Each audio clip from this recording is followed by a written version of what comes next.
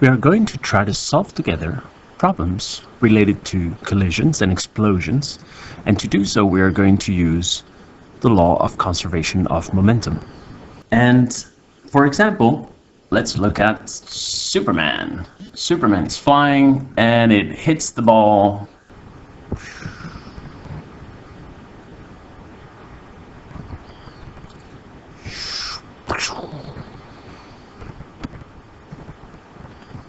For these kinds of collisions, for example with this rubber ball, we are going to make a series of assumptions. This is a simplified collision. In this example, we are going to consider an elastic collision. This means that there will be no heat generated, no sound, and that objects which deform, like the ball might change shape a little bit, will go back to their original shape. They will not be permanently deformed. So what these constraints are telling us is that we are considering a collision where there is no external force, there is no friction, there is no sound, so none of the energy is actually lost in the vibration of the molecules. Now, for all these problems, we always need to separate the problem in what happens before the collision and what happens after the collision.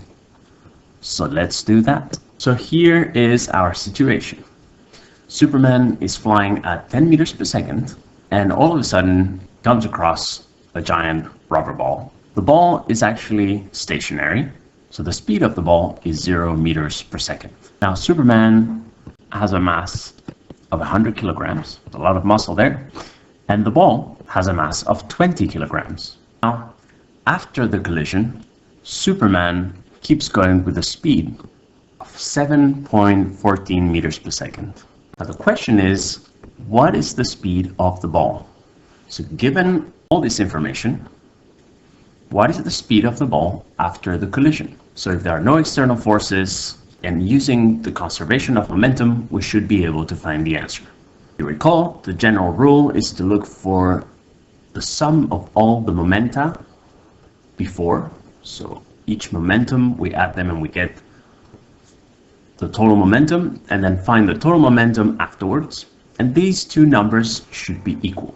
So let's do that. The momentum of Superman is simply going to be velocity, 10 meters per second, time mass, 100 kilograms, and therefore 1,000 kilogram meter per second. And the momentum of the ball, that's an easy one. The velocity is 0, so the momentum is just going to be 0.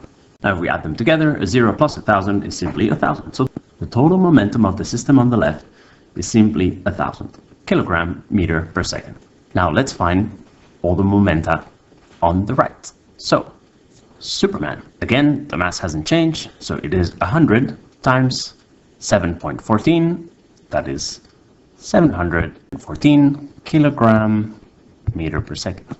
What about the momentum of the ball? So this is the momentum for Superman and the momentum for the ball. This one is going to be mass times velocity. Mass, we said, was 20 times v. This time we don't know what this letter is. We don't know what the velocity, that is actually what we're looking for. So we'll just leave it as a variable. Now the rule of conservation of momentum tells us that if we add all the momenta on both sides, then these two numbers should be equal. In other words, the total momentum on the left and the total momentum on the right should be the same number. From this, we can build an equation. Indeed, 1,000 on the left is equal to 714 plus 20v. So let's write that out and solve that equation. Okay, so we have 1,000 equals 714 plus 20v. We can do 1,000 minus 714, which is 286, equals 20v. Therefore, v equals 14.3 meters per second. And that is the answer we were looking for. The speed of the ball is 14.3. So the ball, because it is lighter than Superman, is going to go at about twice the speed of Superman after the collision.